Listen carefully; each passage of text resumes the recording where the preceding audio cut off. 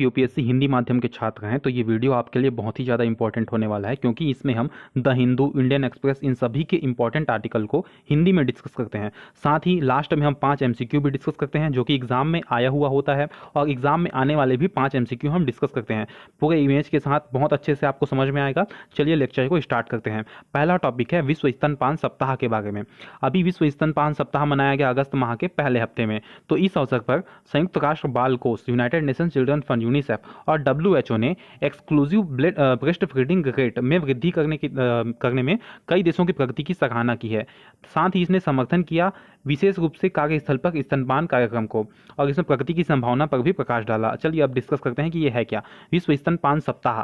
ये अभी हाल ही में न्यूज में था, इसके बारे में निम्नलिखित कथनों पर विचार कीजिए। पहला कथन आपको दे देगा कि इसे वर्ष 1990 की इनोसेंटी घोषणा के उपलक्ष्य में प्रत्येक वर्ष अगस्त के पहले सप्ताह में मनाया जाता है, तो ये कथन सही हो जाएगा। दूसरा है यहाँ पे स्तनपान को प्रोत्साहित और समर्थन प्रदान करने के लिए 1990 में सरकारी नीति निर्माताओं, संयुक्त राष्ट्र स्वास्थ्य एजेंसियों और अन्य संगठनों द्वारा इनोसेंटी घोषणा पर हस्ताक्षर किए गए थे। वर्ष 1991 में world alliance for breast feeding action WABA का गठन वैश्विक नेटवर्क के रूप में किया गया था, जिसके पश्चात वर्ष 1992 से विश्व भर में प्रति वर्ष स्तनपान सप्ताह मनाया जाता है। कब से मनाया जाता है? 1992 से मनाया जाता है प्रति वर्ष विश्व स्तनपान सप्ताह। कौन सी घोषणा पर आधारित है ये? 1990 की इनोसेंटी घोषणा पर आधारित है विश्व स्तनपान सप्ताह का आयोजन। अगला, अब 2016 से विश्व स्तनपान सप्ताह जो है इसे सतत विकास लक्ष्यों SDG के साथ जोड़ा गया है। 2016 से किसके साथ जोड़ा गया है? SDG के साथ इसे जोड़ा गया है। 17 सतत विकास लक्ष्यों में से कई लक्ष्यों को हासिल करने में स्तनपान सहायक हो सकता है, जिसमें निर्धनता, भूखमरी को समाप्त करना, स्वास्थ्य, शिक्षा, लैंगिक समानता और सतत उपभोग जैसे लक्ष्य शामिल हैं। आप समझिए एग्जाम्पल से, माँ का दूध यदि बच्चा पिएगा तो बच्चा कुपोषित नहीं होगा, कुपोषित नहीं होगा तो आगे वो कमा सकता है अच्छे से, वो फिजिकली भी फिट रहेगा, तो निर्धन होने के उसके चांसेस कम हो जाएंगे, भूखमरी भी उसे कम लगेगी, स्वास्थ्य उसका अच्छा रहेगा, स्वास्थ्य अच्छा रहेगा तो अच्छे से पढ़ाई कर पाएगा, नहीं तो पढ़ाई करते रहेगा बीमारी होते रहेगी तो पढ़ाई भी अच्छे से नहीं हो पाएगी। लैंगिक समानता, सतत उपभोग, इन सभी लक्ष्यों को यहाँ पे कवर करता है ये जो स्तनपान है वो।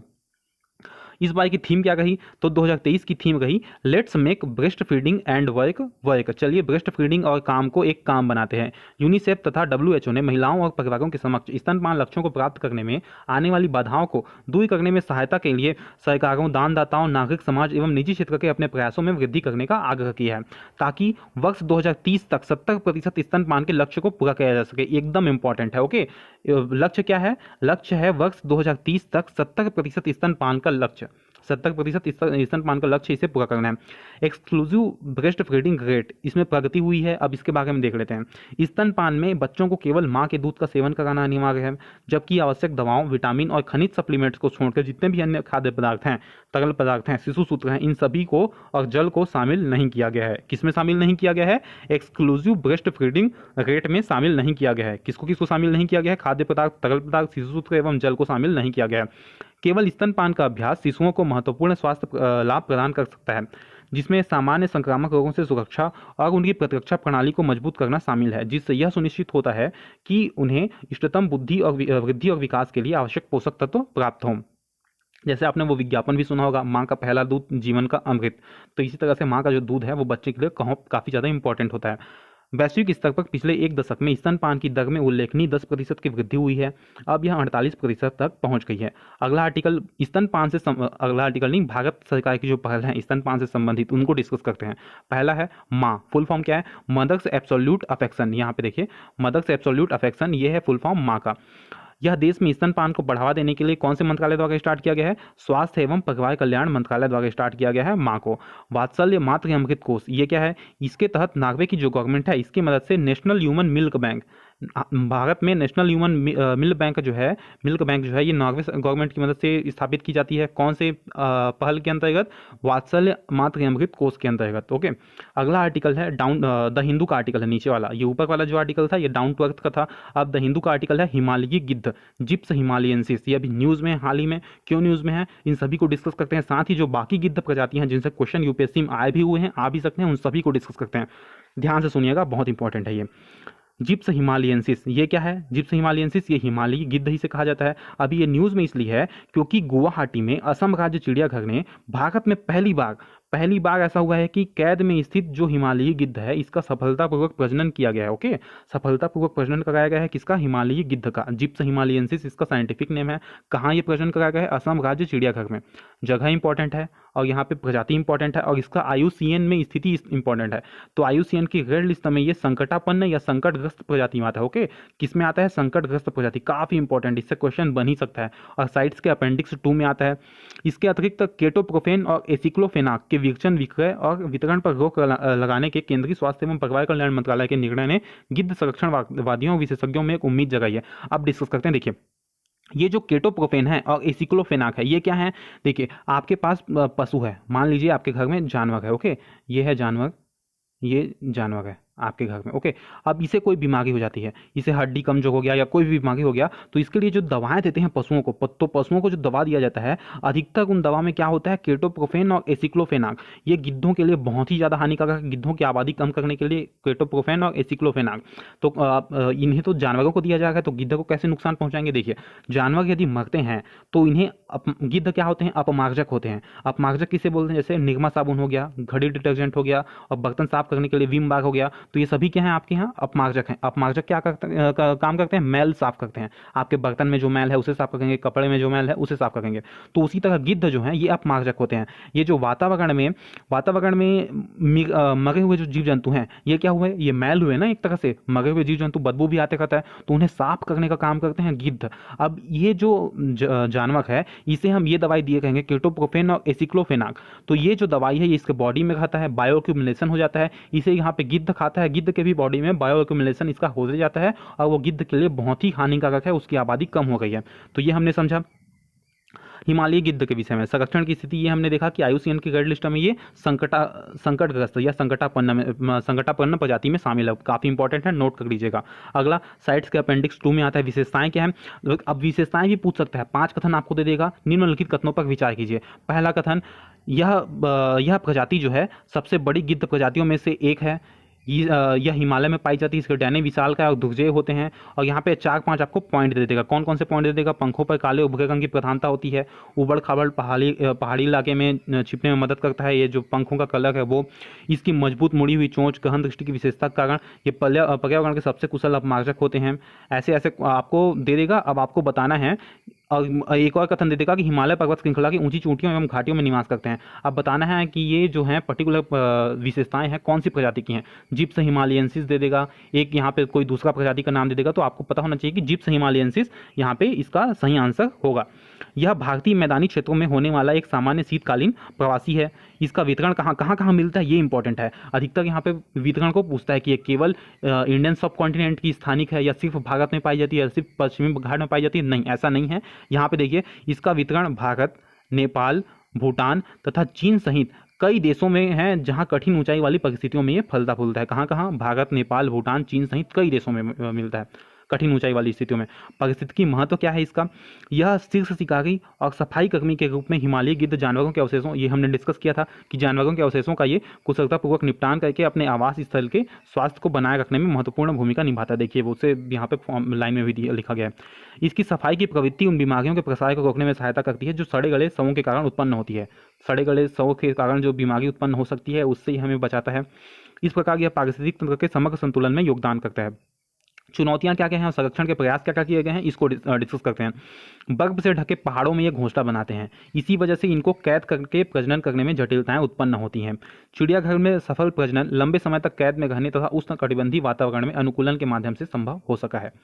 निवास स्थान क्या? देखिए, यदि आपसे क्वेश्चन पूछे कि जैव विविधता हानि का सबसे बड़ा कारण क्या है, या इस पर्टिकुलर कोई भी प्रजाति आपको दे दे जो यहाँ पे इंडेंजर्ड है या आईयूसीएन के रेड लिस्ट में खतरा है उसे, अब पूछे आपसे कि इसके लुप्त होने का कारण क्या है, सबसे प्रमुख कारण, तो कोई भी हो यहाँ पे सबसे प्रमुख कारण आएगा पर्यावास की हानि या निवास स्थान की हानि। निवास स्थान की हानि ही उनकी लुप्ति का सबसे बड़ा कारण होता है। भोजन की कमी यहाँ पे सेकेंडरी में आता है। उसके बाद यहाँ पे मानव जीव संघर्ष, ये सभी आता है। अधिकतर जिसका आंसर होगा वो निवास स्थान की हानि। यदि यहाँ पे 5 में से एक चूज करने के लिए आया तो निवास स्थान की हानि, भोजन की कमी एवं पशु चिकित्सा दवाओं के कारण विषाक्तता जैसे कारकों ने इनकी संख्या में गिरावट लाने में योगदान दिया है। संरक्षण प्रजनन केंद्र कहाँ कहाँ है, जैसे कि रानी हो गया, असम गिद्ध संरक्षण केंद्र हो गया, गिद्ध प्रजातियों की सुरक्षा प्रदान करने में सहायक है। अब केटोप्रोफेन और एसिक्लोफेनाक, इसका गिद्धों पे क्या प्रभाव होता है? अभी हमने ऊपर डिस्कस किया था, ये दोनों क्या है, पशुओं के लिए दिए जाने वाले दवाइयाँ हैं। केटोप्रोफेन और एसिक्लोफेनाक जो हैं, ये दो प्रकार की नॉन स्टेरॉइडल एंटी इन्फ्लेमेटरी दवाइयाँ हैं। NSAIDs इसे बोलते हैं इंग्लिश में। इसका फुल फॉर्म यहाँ पे दिया है, जिनका उपयोग पशुओं विशेषकर मवेशियों में दर्द और सूजन, देखिए मवेशियों में किसके लिए इसका प्रयोग किया जाता है, आपसे पूछे, ऐसा भी क्वेश्चन यूपीएससी कई बार पूछा है। केटोप्रोफेन और एसिक्लोफेनाक क्या है? तो ये क्या है, ये पशुओं विशेषकर मवेशियों में दर्द और सूजन के इलाज के लिए दिया जाता है, केटोप्रोफेन और एसिक्लोफेनाक को। इन दवाओं को गांठिया, चोटों और सर्जरी के बाद दर्द के उपचार के लिए भी दिया जाता है। जब गिद्ध इन दवाओं से उपचारित पशुओं के शवों को खाते हैं तो गिद्धों में गुर्दे अर्थात किसको बोलते हैं, गुर्दा, किडनी को बोलते हैं, किडनी फेलियर हो जाता है और मृत्यु होने की संभावना बढ़ने के कारण ये दवाएं गिद्धों के स्वास्थ्य के लिए हानिकारक पाई गई हैं। अब भारत में गिद्धों की प्रजातियां कौन कौन सी हैं उनको देख लेते हैं। पहला है, देख सकते हैं, ओरिएंटल व्हाइट बैक्टर वल्चर को इमेज में आप देख सकते हैं, ये क्रिटिकली इंडेंजर्ड श्रेणी में आता है, IUCN की, अति संकटग्रस्त। दूसरा है स्लेंडर बिल्ड वल्चर, यहाँ पे देखिए स्लेंडर बिल्ड वल्चर, ये किस में आता है, ये भी अति संकटग्रस्त में आता है, इमेज में आप देख सकते हैं, इंडिया में पाई जाती है ये स्लेंडर बिल्ड वल्चर, इसे भी IUCN कैटेगरी में अति संकटग्रस्त लिस्ट में ये आता है, IUCN के रेड लिस्ट में। अगला है लॉन्ग बिल्ड वल्चर, यहाँ पे देखिए इमेज में, इसे बोलते हैं लॉन्ग बिल्ड वल्चर, ये है लॉन्ग बिल्ड वल्चर, ये किस में आता है, ये भी अति संकटग्रस्त में आता है, IUCN की रेड लिस्ट में। चौथा है आपका इजिप्शियन वल्चर, यहाँ पे देखिए बूढ़े जैसा दिख रहा है, ये व्हाइट कलर का इजिप्शियन वल्चर। इजिप्शियन वल्चर ये आता है इंडेंजर्ड श्रेणी में आता है, ऊपर के 3 किस में है, क्रिटिकली इंडेंजर्ड या अति संकटग्रस्त में। और जो हमने डिस्कस किया जिप्स हिमालयंसिस, जिससे संबंधित आर्टिकल है, असम में जिसका प्रजनन कराया गया है पहली बार, वो किस में आता है, वो संकटग्रस्त में आता है या संकटापन्न, संकटग्रस्त या संकटापन्न में आएगा। और ये किस में आएगा, ये भी आएगा संकटग्रस्त में, इंडेंजर्ड है जिप्स हिमालयंसिस भी और ये भी इंडेंजर्ड है इजिप्शियन वल्चर भी। अगला है आपका 5वां नंबर पे रेड हेडेड वल्चर, यहाँ पे आप इमेज में देख सकते हैं, इसका जो सर है वो लाल रंग का होता है, इसलिए इसका नाम है रेड हेडेड वल्चर। ये कौन से श्रेणी में आता है, ये IUCN के रेड लिस्ट में अति संकटग्रस्तों में आता है। 6वां है इंडियन ग्रिफॉन वल्चर, ये देखिए इमेज में इंडियन ग्रिफॉन वल्चर है, ये जो अभी इमेज में आपको दिखाई दे रहा है, ये है इंडियन ग्रिफॉन वल्चर। ये कौन से श्रेणी में आता है, ये IUCN के रेड लिस्ट में लीस्ट कंसर्न में आता है। अगला है हिमालयन ग्रिफॉन, यहाँ पे आप इमेज में देख सकते हैं, ये है हिमालयन ग्रिफॉन, ये जूम कर लेते हैं हम, हिमालयन ग्रिफॉन है ये। हिमालयन ग्रिफॉन जो है ये नियरली थ्रेटन्ड है, अर्थात ये लुप्त नियर थ्रेटन्ड है, थ्रेटन्ड के पास में है। अगला है सिनेरस वल्चर, 8वां नंबर पे सिनेरस, यहाँ पे देखिए सिनेरस वल्चर, ये कौन से श्रेणी में आता है, ये IUCN के रेड लिस्ट में लुप्त प्राय श्रेणी में आता है। अगला बियर्डेड वल्चर, बियर्डेड अर्थात दाढ़ी वाला जो गिद्ध है ये है बियर्डेड वल्चर, ये किस में आता है, ये IUCN के रेड लिस्ट में लुप्त प्राय श्रेणी में आता है। अब यूपीएससी ऐसे क्वेश्चन पूछी हुई है पहले भी, इसको डिस्कस करते हैं। देखिए यूपीएससी सिविल सेवा 2012 में क्वेश्चन पूछा गया था, कुछ वर्ष पहले तक गिद्ध भारतीय देहातों में आमतौर पर दिखाई देते थे, किंतु आजकल कभी कभार ही नजर आते हैं। इस स्थिति के लिए उत्तरदायी है, 2012 का ये क्वेश्चन है, आपको बताना है कि इस स्थिति के लिए क्या उत्तरदायी है। ऑप्शन ए, नवीन प्रवेशी प्रजातियों द्वारा उनके नीड़ स्थलों का नाश, इस वजह से गिद्धों की संख्या कम हो गई है, ये बोलता है ऑप्शन ए। ऑप्शन बी बोलता है गो पशु मालिकों द्वारा रुग्ण पशुओं के उपचार के लिए प्रयुक्त औषधि, यह है ऑप्शन बी। ऑप्शन सी बोलता है उन्हें मिलने वाले भोजन में आई कमी। ऑप्शन डी बोलता है उनमें हुआ व्यापक दीर्घस्थाई तथा घातक रोग। अगर नीचे तो आंसर ही लिखा हुआ है, ऑप्शन बी इसका सही आंसर है, गो पशु मालिकों। ये तो वैसे भी हमने ऊपर डिस्कस किया हुआ है कि एसिक्लोफेनाक हो गया, ऐसी दवाइयाँ हैं जो पशुओं में सूजन या चोटों के लिए दी जाती हैं, वो गिद्धों के लिए हानिकारक हैं। तो ऑप्शन बी इसका सही आंसर है। द हिंदू का आर्टिकल है, हमने पहले ही बताया था। अब अगला आर्टिकल बहुत ही ज़्यादा इंपॉर्टेंट यहाँ तक आप लेक्चर देख लिए हैं तो प्लीज़ सब्सक्राइब और शेयर कर दीजिए, 50 से भी कम सब्सक्राइबर हैं, मोटिवेशन मिलता है, थैंक यू। अगला आर्टिकल है LK99, द हिंदू का आर्टिकल है, काफ़ी इंपॉर्टेंट है। यहाँ पे देखिए LK99, कमरे के तापमान वाले सुपर कंडक्टर की खोज। अभी सुपर कंडक्टर जो था ये बहुत ही अधिक ताप और पे काम करता था, लेकिन ये जो LK99 है इसे कमरे के ताप पर ये काम करेगा, ऐसा इसका खोज हुआ है। इसे खोज किसने की है, दक्षिण कोरियाई वैज्ञानिकों की एक टीम ने। दक्षिण कोरियाई वैज्ञानिकों की टीम ने हाल ही में ऐसी सामग्री की खोज का दावा किया है जो कमरे के तापमान और दबाव पर एक सुपर कंडक्टर के गुणों को प्रदर्शित करता है, जिसे उन्होंने LK99 नाम दिया है। LK99 अभी हाल ही में न्यूज़ में था, बताइए ये क्या है। ये एक एस्टेरॉइड है, ये बाहर खोजा गया ग्रह है, नया सूक्ष्मदर्शी है? नहीं, ये है क्या, ये एक सुपर कंडक्टर है जो कि कमरे के तापमान पर काम करता है। रिपोर्ट के अनुसार LK99 ने के इस अभूतपूर्व दावे ने वैज्ञानिक समुदाय की उत्सुकता को बढ़ा दिया है और संभावित रूप से यह खोज विद्युत चालकता के साथ टेक्नोलॉजी की दुनिया में क्रांति ला सकता है। ऑब्वियसली बहुत ही बड़ी बात है, यह कमरे के तापमान पर यदि कोई सुपर कंडक्टर काम करता है, ऐसा हमने बना लिया तो। अब इसकी खोज पर दावा, एपेटाइट सामग्रियों की खोज। दक्षिण कोरियाई वैज्ञानिक समूह द्वारा खोजी गई सामग्रियों में एपेटाइट नामक एक अप्रत्याशित सामग्री शामिल थी।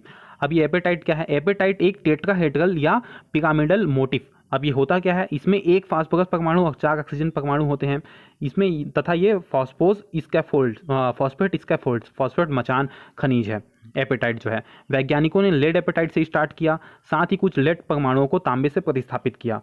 क्या किया वैज्ञानिकों ने? लेड एपेटाइट से स्टार्ट किया तथा तांबे के परमाणुओं को लेड के परमाणुओं को तांबे से प्रतिस्थापित किया, जिसके परिणाम स्वरूप तांबे द्वारा प्रतिस्थापित हमें लेड एपेटाइट प्राप्त हुआ, जिसे ही LK99 नाम दिया गया है। तो LK99 किसका नाम है? लेड एपेटाइट का नाम है LK99। और ये करता क्या है? ये कमरे के तापमान पर काम करने वाला सुपर कंडक्टर है। अतिचालकता का साक्ष्य, समूह ने बताया कि 10% तांबे के प्रतिस्थापन पर LK99 ने एक अतिचालक की विशेषताओं का प्रदर्शन किया। सामग्री ने बाहरी चुंबकीय क्षेत्र की उपस्थिति में एक निश्चित महत्वपूर्ण सीमा तक अतिचालकता बनाए रखा, जिसका व्यवहार ज्ञात सुपरकंडक्टर के अनुरूप है। LK99 के क्या क्या निहितार्थ हैं, इसको देख लेते हैं। LK99 के कमरे के तापमान वाला सुपरकंडक्टर होने की दावों की यदि पुष्टि हो जाती है तो ये तो विद्युत चालकता और टेक्नोलॉजी के लिए नया युग का शुरुआत होगा ही। रोजमर्रा के उपकरणों में सुपरकंडक्टर के व्यापक अनुप्रयोग से ऊर्जा दक्षता में वृद्धि होगा, बिजली हानि में कमी और क्रांतिकारी प्रौद्योगिकियों का विकास हो पाएगा। देखिए, अब इससे ऊर्जा दक्षता में वृद्धि कैसे होगी, इसको हम डिस्कस करते हैं। पॉइंट ए से पॉइंट बी तक यहाँ पे यदि हम तार के माध्यम से विद्युत को ट्रांसफर करते हैं तो यहाँ पे प्रतिरोध काम करता है। प्रतिरोध आपने पढ़ा होगा ओम का नियम साइंस एंड टेक में। इसके व्यास पे डिपेंड करता है तार के, मतलब जो बिजली का खंभा आप घर के बाहर देखे होंगे उसमें जो तार की मोटाई है और लंबाई है, इस पे डिपेंड करता है प्रतिरोध ओम का नियम से आप जानते होंगे। तो ये जो प्रतिरोध है ये सुपर कंडक्टर्स में या अतिचालक में बहुत ही कम, जीरो होता है, शून्य होता है। अर्थात प्रतिरोध की मात्रा उसमें शून्य होती है। प्रतिरोध का अर्थ होता है बाधा। जैसे आप पढ़ाई करते हैं, बीच में कोई नया मूवी आ जाता है, मूवी देखने का मन होता है, तो मूवी देखने का मन हुआ तो वो क्या हुआ? वो बाधा हुआ आपके पढ़ाई के लिए। तो इसी तरह यहाँ पे ये जो लाइन है, बिजली की करंट है, ये तार के माध्यम से यहाँ ट्रांसफर हो गई है, तो ये तार की मोटाई और लंबाई है, ये यहाँ पे करंट को यहाँ से यहाँ पहुँचने के लिए, हालांकि ये माध्यम है लेकिन यहाँ पे ये बाधा भी, प्रतिरोध भी पैदा करती है। तो यदि हम इस तार के मटेरियल की जगह, जैसे ये तांबे का तार है मान लीजिए, तो इस तांबे के मटेरियल की जगह यदि हम सुपर कंडक्टर का प्रयोग करें तो ये जो प्रतिरोध है, ये जो बाधा है, ये शून्य हो जाएगा, नगण्य हो जाएगा। तो शून्य हो जाएगा तो क्या हो जाएगा? ऊर्जा दक्षता है वो बहुत ही ज़्यादा बढ़ जाएगी। आगे डिस्कस करते हैं। कहाँ गया? यहाँ सुपर कंडक्टर ऐसी सामग्रियां हैं जो बेहद कम तापमान पर ठंडा होने पर शून्य प्रतिरोध प्रदर्शित करती हैं। बेहद ही कम तापमान इनको चाहिए तब ये शून्य प्रतिरोध प्रदर्शित करती हैं।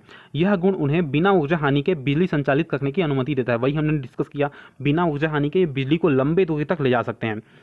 उदाहरण क्या क्या है सुपर कंडक्टर के? लैंथेनम बेरियम कॉपर ऑक्साइड, यहाँ देखिए lanthanum barium copper oxide, yttrium barium copper oxide, niobium tin, ये सभी सुपर कंडक्टर्स के उदाहरण हैं।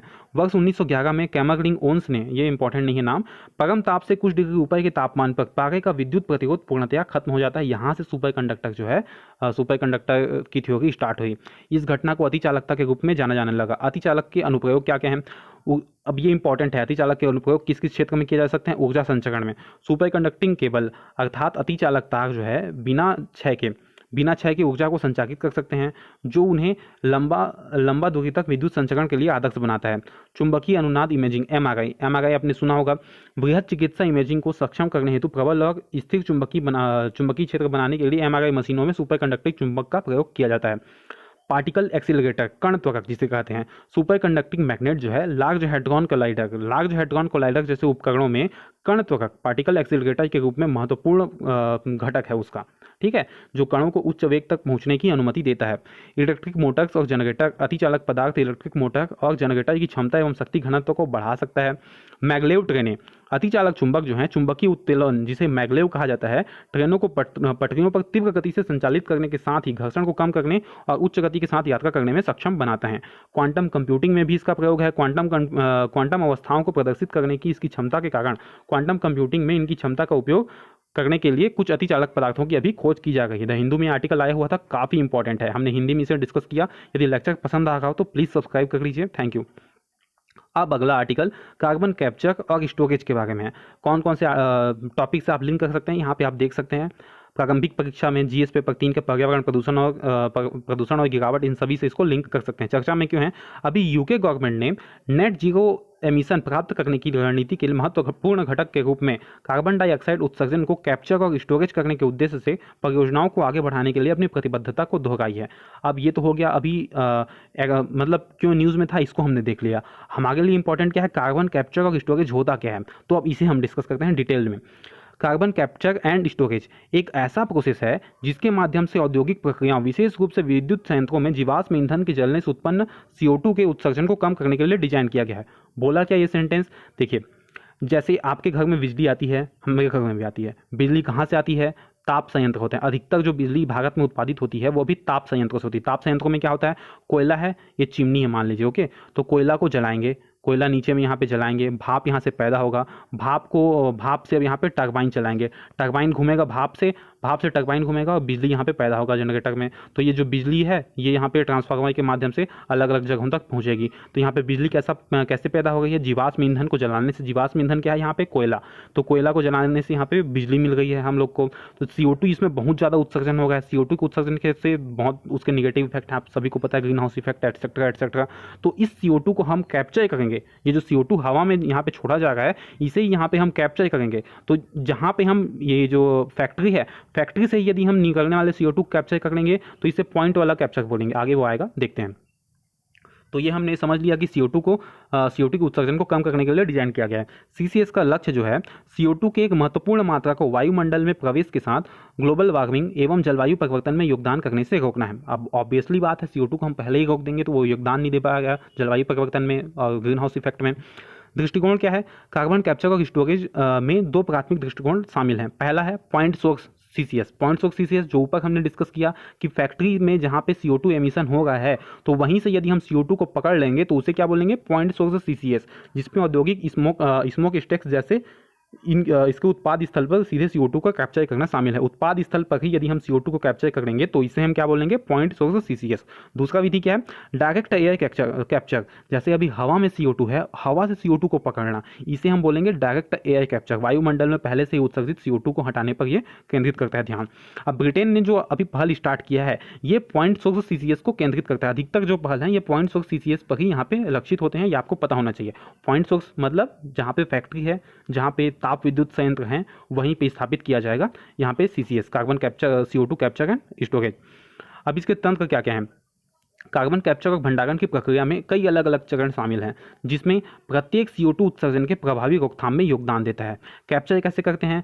औद्योगिक प्रक्रियाओं अथवा विद्युत उत्पादन के दौरान उत्पन्न होने वाली अन्य गैसों से CO2 को अलग किया जाता है। सिर्फ CO2 नहीं निकलेगा, CO2 के साथ बहुत सारा गैस निकलता है, लेकिन हमारे लिए इंपॉर्टेंट क्या है? CO2 को हम पकड़ेंगे, नाम ही है CO2 कैप्चर स्टोरेज CCS।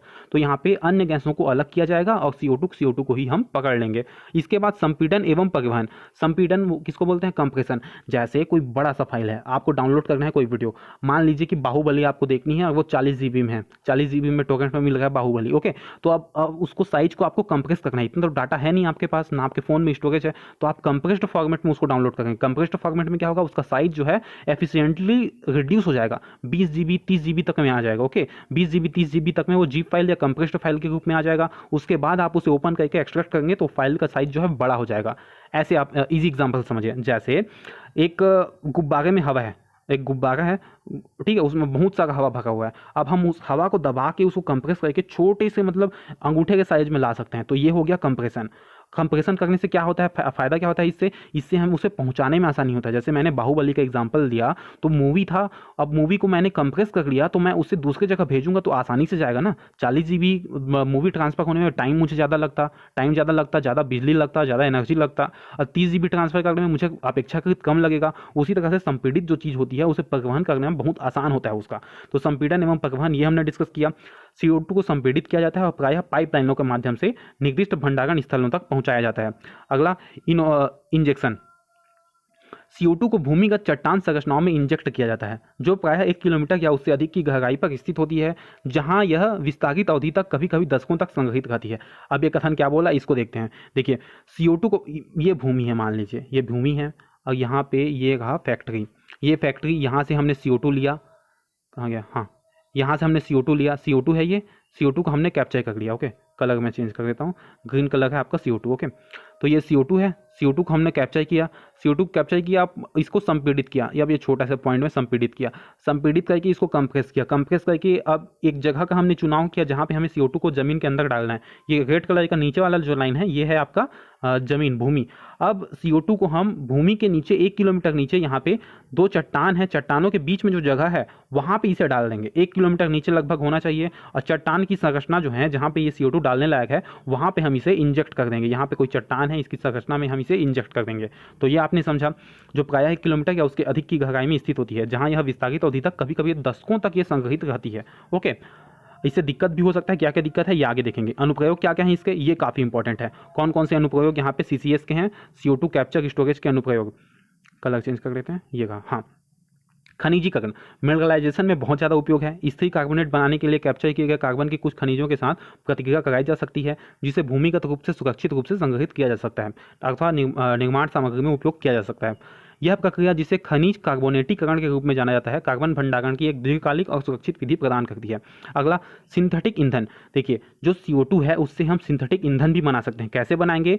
नवीकरणीय ऊर्जा का उपयोग करके इलेक्ट्रोलिसिस के माध्यम से जो हाइड्रोजन मिलता है, उस हाइड्रोजन के साथ इसे संयोजित किया जाता है, किसे, CO2 को। फिर क्या प्राप्त होता है हमें? सिंथेटिक प्राकृतिक गैस मिलता है, सिंथेटिक डीजल मिलता है, सिंथेटिक जेट ईंधन का भी उत्पादन यहाँ पे किया जाता है, किससे? CO2 से। अगला, ग्रीन हाउस और इंडोर कृषि। पौधों की वृद्धि को बढ़ाने के लिए संग्रहित जो CO2 है, इसे ग्रीन हाउस और इंडोर कृषि स्थलों में भी इसका उपयोग किया जा सकता है। ड्राई आइस में CO2 गैस होती है, आपको पता होगा। ड्राई आइस का उत्पादन भी हम कर सकते हैं CO2 से। संग्रहित की गई CO2 का उपयोग शुष्क बर्फ,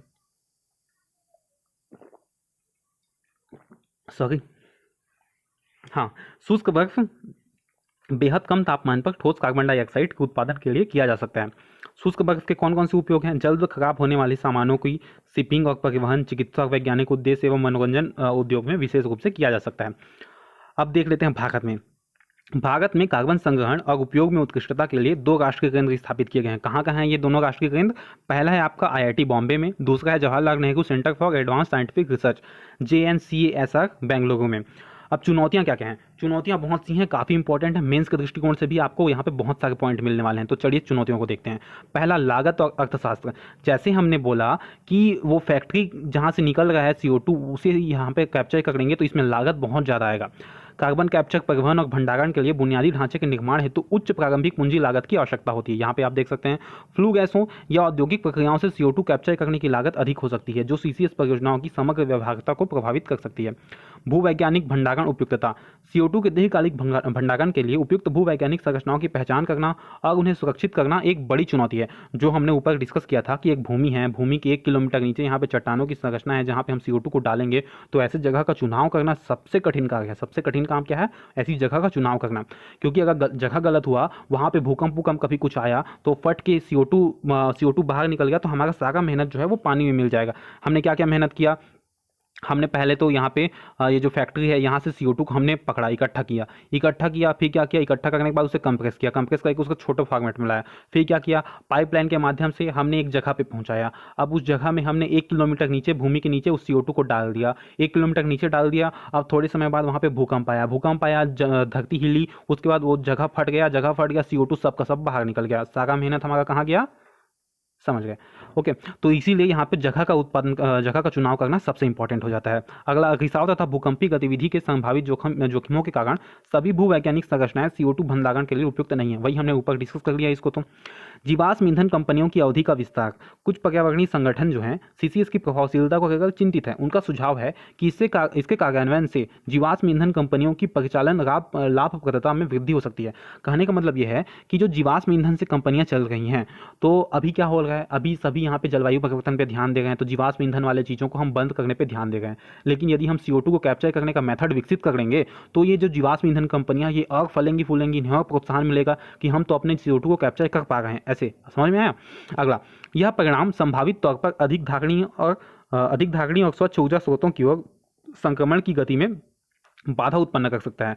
जैसे हम अधिक धारणीय और स्वच्छ पॉइंट बहुत ही अच्छा है, ध्यान से समझिएगा। जैसे अभी हम क्या कर रहे हैं, अभी हम एमिशन कम करने पे ध्यान दे रहे हैं, एमिशन कम करने पे, इलेक्ट्रिक व्हीकल पे ध्यान दे रहे हैं, सौर ऊर्जा से हम बिजली इकट्ठा कर रहे हैं। तो ये जो सभी हमारे धारणीय विकास की ओर अग्रसर होने वाले जो पॉइंट हैं, वो सभी जो पॉइंट हैं उनमें बाधा उत्पन्न करेगा। कैसे बाधा उत्पन्न करेगा कि अगर जितना मर्जी हो सके कोयला जलाओ, जितना मर्जी हो सके लकड़ी जलाओ, क्योंकि हम तो यहाँ पे CO2 को कैप्चर कर पा रहे हैं, तो CO2 जितना हो सके उसका उत्सर्जन करो। तो ऐसे जो सोच है धारणीय विकास वाला, उसे उसके लिए यहाँ पे बाधा उत्पन्न होगा। ये यहाँ पे ये पॉइंट बोलना चाह रहा है, उम्मीद है आपको समझ में आया होगा। अगला, प्राकृतिक जलवायु समाधान एकीकरण। CCS को प्राकृतिक जलवायु समाधानों के साथ एकीकृत करने से इसकी प्रभावशीलता में वृद्धि होने की संभावना है। पुनर्वनीकरण, वृक्षारोपण और सतत भूमि प्रबंधन कार्यक्रम स्वाभाविक रूप से कार्बन को अलग करके जैव विविधता को बढ़ावा देकर और पारिस्थितिक तंत्र के लचीलेपन में सुधार करके CCS में सहायता कर सकते हैं। इसे आप आगे की राह में लिख सकते हैं निष्कर्ष के तौर पर। यदि आपको ऐसे में लिखने को आ गया, ऐसे में भी ऐसे पर्यावरण का कोई भी टॉपिक आया तो उसमें आप इसे लिख सकते हैं। अंतर्राष्ट्रीय सहयोग और ज्ञान की साझेदारी, ये देखिए ये आगे की राह में लिखने के लिए बहुत इंपॉर्टेंट पॉइंट है। अंतर्राष्ट्रीय सहयोग और ज्ञान की साझेदारी, वैश्विक जलवायु चुनौतियों का समाधान करने के लिए देशों को CCS में सहयोग करने के साथ ही ज्ञान एवं विशेषज्ञता साझा करनी चाहिए। अंतर्राष्ट्रीय मंचों, अनुसंधान साझेदारियों और प्रौद्योगिकी साझाकरण पहलों की स्थापना से नवीन कार्बन कैप्चर समाधानों के विकास और अभिग्रहण में तेजी आ सकती है। अगला, CCS का संतुलन और जलवायु कार्यवाही के लिए उत्सर्जन में कमी, इसका रिपोर्ट जारी करता है संयुक्त राष्ट्र। इससे CCS की क्षमता का पता चलता है इसमें। हालांकि यह इस बात पर बल देता है कि कार्बन उत्सर्जन की रोकथाम सर्वोपरि है। कार्बन उत्सर्जन को रोकना हमारा सबसे प्रायोरिटी है, ओके। लेकिन अभी क्या होगा, अभी अचानक से तो सभी का सभी उत्सर्जन रोक नहीं सकते ना CO2 का। तो जो मतलब कि एसेंशियल है, बहुत ही ज़्यादा जरूरी है, जैसे बिजली बहुत जरूरी है, तो यहाँ पे हमें कार्बन का उत्सर्जन करना ही पड़ेगा CO2 का। तो ऐसे जगहों पे हम CO2 को इकट्ठा करेंगे, ऐसा यहाँ पे बोला गया है। अब UPSC क्वेश्चन भी पूछा है, इसको डिस्कस करते हैं, ध्यान से पढ़िएगा। 2012 का क्वेश्चन है, चलिए पढ़िए।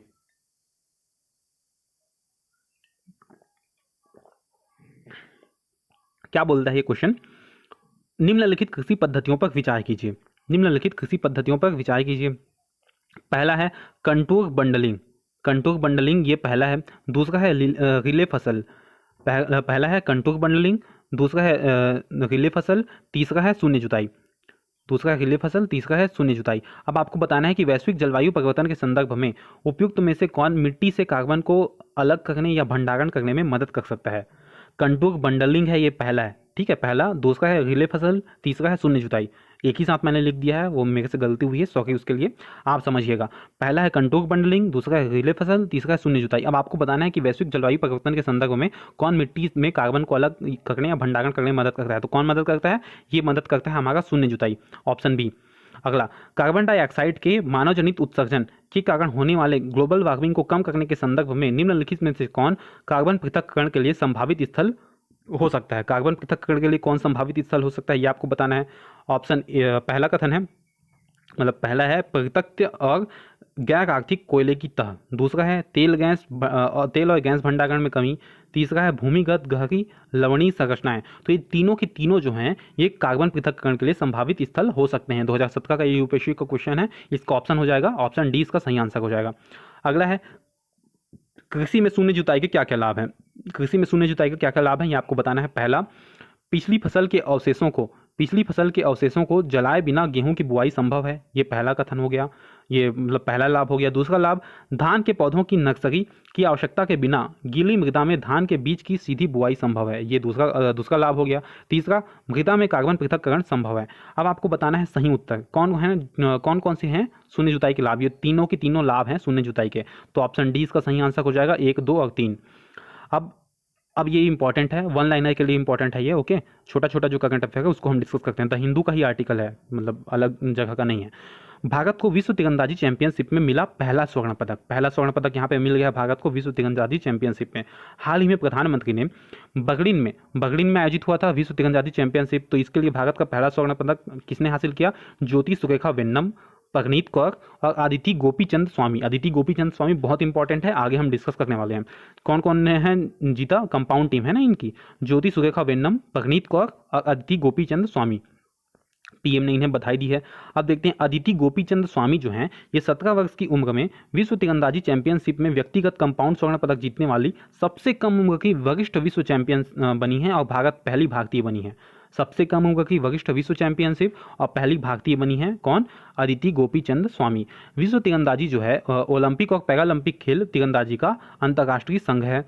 संगठन की स्थापना वर्ष 1931 में हुई थी। इसकी जिम्मेदारी विश्व भर में तीरंदाजी का विनियमन करना और उसे बढ़ावा देना है।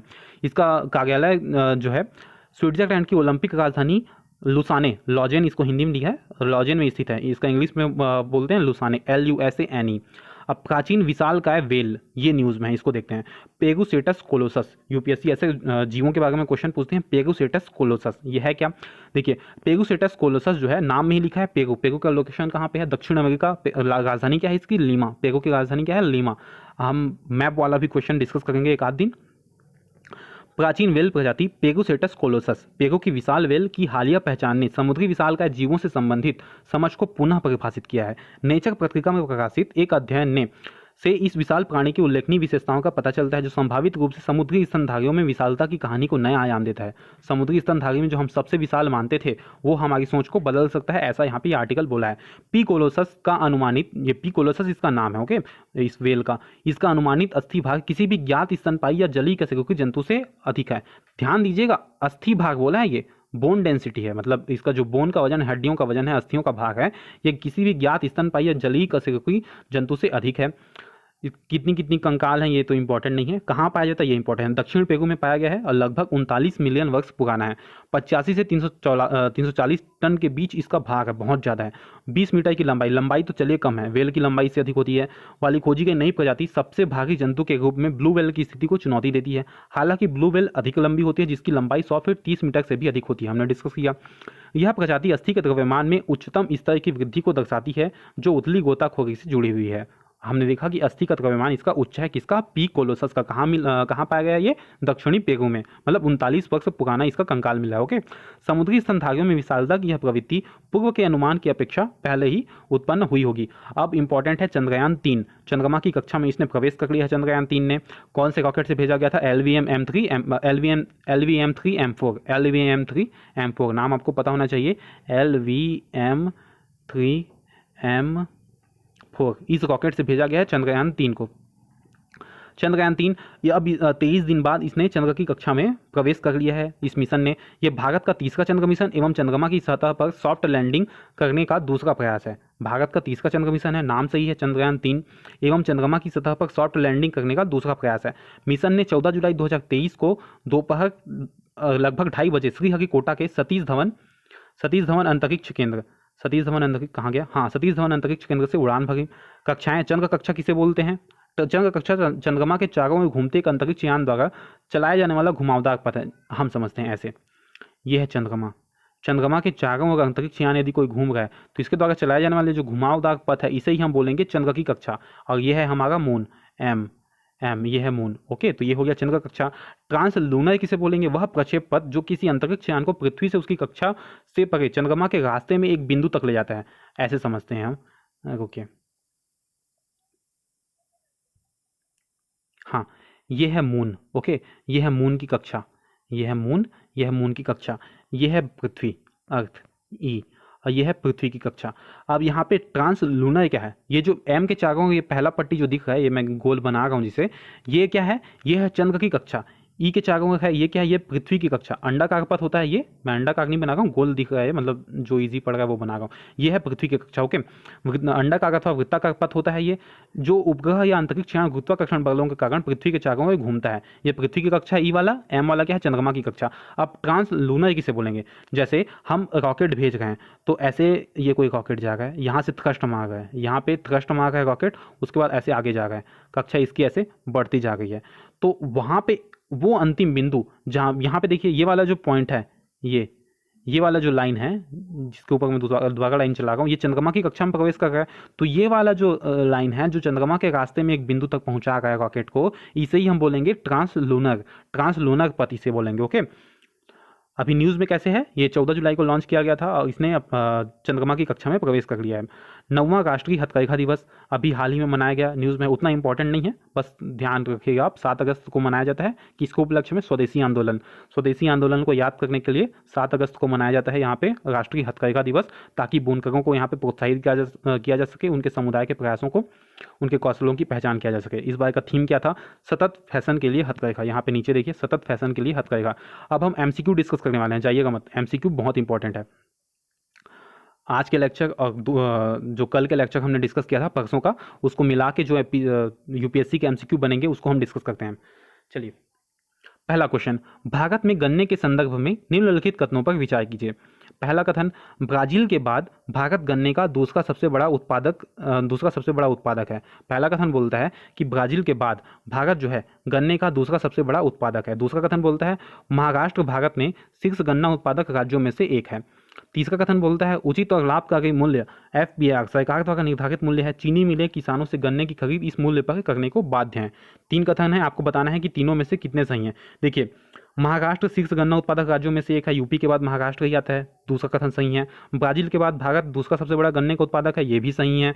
एफपीआर जो है उचित और लाभकारी मूल्य, ये गवर्नमेंट निर्धारित करता है इसको, और ये जो एफपीआर है इसी रेट पे चीनी मिलें जो हैं किसानों से गन्ने खरीदने पे बाध्य हैं। तो तीनों के तीनों कथन यहाँ पे सही हैं। आपसे कितने सही हैं ये बताना था, तो ऑप्शन सी सभी 3 यहाँ पे सही हैं। ये यहाँ पे उसी को दिया गया है।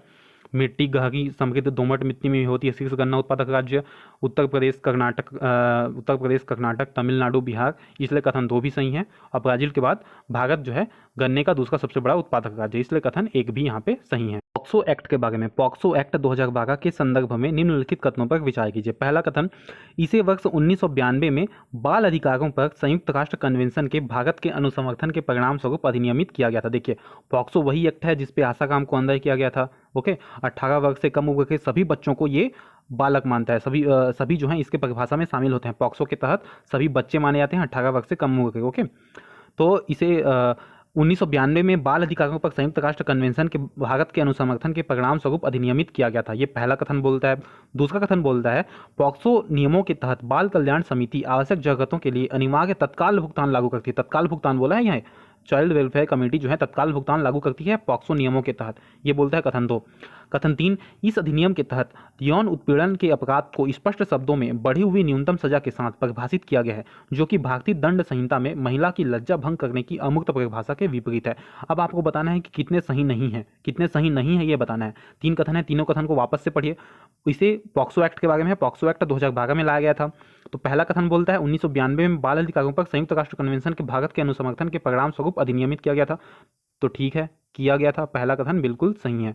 दूसरा कथन क्या बोलता है, पॉक्सो नियमों के तहत बाल कल्याण समिति आवश्यक जरूरतों के लिए अनिवार्य तत्काल भुगतान लागू करती है। देखिए, ये कथन सोचने वाली है, ये नहीं, तत्काल भुगतान लागू नहीं करती, इसको टाइम लगता है, समथिंग हफ्ता 2 हफ्ता ऐसे कुछ लगता है। दूसरा कथन यहाँ पे गलत है। तीसरा, इस अधिनियम, ये तीसरा कथन बिल्कुल सही है। यौन उत्पीड़न के अपराध को स्पष्ट शब्दों में यहाँ पे परिभाषित किया गया है पॉक्सो एक्ट के तहत, जो कि आईपीसी में महिला की लज्जा भंग करने की जो परिभाषा है इसे परिभाषित नहीं किया गया है। ध्यान दीजिएगा, महिला की लज्जा भंग की जो परिभाषा है इसे ये अमूर्त परिभाषा है, इसे परिभाषित नहीं किया गया आईपीसी के तहत। तो इसके विपरीत यहाँ पे यौन उत्पीड़न के अपराध को स्पष्ट शब्दों में परिभाषित किया गया है, इसलिए कथन 3 सही है और कथन 1 भी सही है। कथन 2 यहाँ पे गलत है, कथन 2 गलत है। अब आपको बताना है कितने सही नहीं है, तो यहाँ पे केवल 2 गलत उत्तर है, केवल 2। यहाँ पे आप बोल दोगे केवल कथन 2 है वो सही नहीं है, नहीं, केवल 2 का मतलब हो जाएगा कि इन तीनों में से 2 कथन सही नहीं है। आपको यहाँ पे पूछा कितने, कौन नहीं पूछा है, कौन से कथन ये भी पूछता कौन सा कथन सही नहीं है, तो यहाँ पे उत्तर होता केवल 2। यदि कितने के जगह यहाँ पे होता कौन सा कथन सही नहीं है तो उत्तर होता केवल 2। लेकिन यहाँ पे क्वेश्चन में पूछा कितने, ये ध्यान दीजिए, यूपीएससी आजकल ऐसे क्वेश्चन पूछती है। यहाँ पे पूछा है कितने सही नहीं है, तो कितने सही नहीं है, 1। 3 में से आपको बताना है कि कितने सही नहीं है, तो 3 में से केवल 1 सही नहीं है, और वो 1 कौन सा है, सेकेंड नंबर का। तो इसका आंसर हो जाएगा ऑप्शन ए, केवल 1। ये नीचे उसी को एक्सप्लेन किया हुआ है, यहाँ पे आप देख सकते हैं। हाँ, चलिए देख लेते हैं थोड़ा सा इसको। इसका उद्देश्य क्या है, बच्चों के यौन शोषण और यौन उत्पीड़न के अपराध को संबोधित करना, जिन्हें या तो विशेष रूप से परिभाषित नहीं किया गया या पर्याप्त रूप से दंड का प्रावधान नहीं गया है, ये इंपॉर्टेंट है। यह अधिनियम 18 वर्ष से कम आयु के किसी व्यक्ति को बच्चे के रूप में परिभाषित करता है। अधिनियम अपराध की गंभीरता के अनुसार सजा का प्रावधान करता है। आसाराम इसी के तहत अंदर है, बताया था मैंने। लिंग निष्पक्ष प्रकृति इसके अधिनियम के अनुसार लड़के और लड़कियां दोनों यौन शोषण के शिकार हो सकते हैं और पीड़ित के लिंग की परवाह किए बिना ऐसे दुर्व्यवहार एक अपराध है। अब शर्तों की स्पष्ट परिभाषा यहाँ पे दिया गया है, उसको देख लेते हैं। बाल पोर्नोग्राफी से संबंधित सामग्री के संग्रहण को एक नया अपराध बना दिया गया है। मतलब बाल पोर्नोग्राफी जो है उसको यदि आप स्टोरेज भी उसका करते हैं तो भी ये एक अपराध की श्रेणी में आएगा। इसके अलावा यौन उत्पीड़न के अपराध को भारतीय दंड संहिता में शामिल, ये तो हमने डिस्कस किया था। अब पॉक्सो एक्ट 2020, इसके तहत यहाँ पे देखिए CWC जो है जिला कानूनी सेवा प्राधिकरण, जिला बाल संरक्षण इकाई या फंड का उपयोग करके भोजन, कपड़े, परिवहन जैसी आवश्यक जरूरतों के लिए तत्काल भुगतान की सिफारिश कर सकती है। ओके, सिफारिश कर सकती है लेकिन उसे तत्काल भुगतान देती नहीं है। कथन 2 सही नहीं है। भुगतान CWC की अनुशंसा के बाद 1 हफ्ते के अंदर किया जाता है। मैंने बोला था हफ्ता या 2 हफ्ते ऐसे कुछ लगता है। अब ये क्वेश्चन आपसे बनना ही चाहिए, मतलब बनना ही चाहिए। सुपर कंडक्टर्स के संदर्भ में निम्नलिखित कथनों पर विचार कीजिए। पहला कथन, सुपर कंडक्टर्स ऐसी सामग्रियां हैं जो बेहद कम तापमान पर ठंडा होने पर शून्य विद्युत प्रतिरोध प्रदर्शित करती हैं। तो हमने डिस्कस किया था कि हाँ ये शून्य प्रतिरोध प्रदर्शित करती हैं। पहला कथन तो सही है। दूसरा, हाल ही में खोजी गई सामग्री LK99, ये क्या है LK99? LK99 किसे कहा गया है? लेड अपाटाइट को। आपसे बोल देगा LK99 क्या है, एक उपग्रह है, एक दूरदर्शी है, तो नहीं, आपको पता होना चाहिए ये क्या है। सुपर कंडक्टर कमरे के तापमान पर और दबाव पर काम करने वाला, तापमान और दबाव पर काम करने वाला एक सुपर कंडक्टर है। कथन 2 भी सही है। तीसरा कथन, यह गुण उन्हें बिना ऊर्जा क्षति के विद्युत संचालित करने की अनुमति देता है। बिल्कुल सही, तीसरा कथन भी यहाँ पे सही है। अब आपको यहाँ पे बताना है क्वेश्चन क्या है, वैसे कितने सही हैं, तो तीनों की तीनों सही है। यहाँ पे केवल सभी 3 सही है। ऑप्शन सी इसका सही आंसर हो जाएगा। ये इसका एक्सप्लेनेशन दिया हुआ है, आप पॉज करके पढ़ सकते हैं। यदि पढ़ना चाहें तो लेक्चर देखेंगे तो पढ़ने की जरूरत नहीं है। कथन 1, 3 कथन दिए गए हिमालयी गिद्ध के बारे में, इसको देखिए। हिमालयी गिद्ध की सीमा भारत, नेपाल, भूटान और चीन सहित कई देशों तक फैली हुई है जहां यह चुनौतीपूर्ण ऊंचाई वाले वातावरण में रहता है। तो ये हमने डिस्कस किया। कथन 1 बिल्कुल सही है। कथन 2, IUCN रेड लिस्ट के तहत हिमालयी गिद्ध को गंभीर रूप से लुप्तप्राय के रूप में सूचीबद्ध किया गया। ये बोला है गंभीर रूप से लुप्तप्राय। हमने क्या डिस्कस किया था? हमने डिस्कस किया था संकटग्रस्त में आता है या संकटापन्न, इंडेंजर्ड है ये हिमालयी गिद्ध, इंडेंजर्ड श्रेणी में आता है IUCN के रेड लिस्ट में, न कि गंभीर रूप से लुप्तप्राय। ठीक है, तो कथन 2 यहाँ पे गलत है, कथन 1 सही है। तो सही ऑप्शन क्या हो जाएगा? ऑप्शन सी, कथन 1 सही है लेकिन कथन 2 गलत है। अगला क्वेश्चन है निधि के बारे में। कौन सा national initiative for developing and harnessing innovation, Nidhi कार्यक्रम के घटक कौन कौन से हैं ये आपको बताना है। पहला बोला है यहाँ पे निधि प्रयास, दूसरा बोला है निधि उद्यमी रेजिडेंस, एंटरप्रेन्योरशिप इन रेजिडेंस EIR, ठीक है सेकंड वाला। तीसरा निधि वित्त सहायता कार्यक्रम। चौथा टेक्नोलॉजी बिजनेस इंक्यूबेटर्स TBI और उत्कृष्टता केंद्र। तो आपने यदि निधि के बारे में पढ़ा होगा, नहीं पढ़ा है तो कल के आर्टिकल में हम डिस्कस करेंगे। जानना है तो आप नीचे कमेंट में बोल दीजिएगा, मैं कल के लेक्चर में इसको अलग से टॉपिक बना दूंगा। ओके, तो निधि जो कार्यक्रम है इसमें ये सभी के सभी घटक शामिल हैं, चारों के चारों। ऑप्शन डी इसका सही आंसर है। ये देखिए चारों के चारों इसमें शामिल हैं। Thank you so much.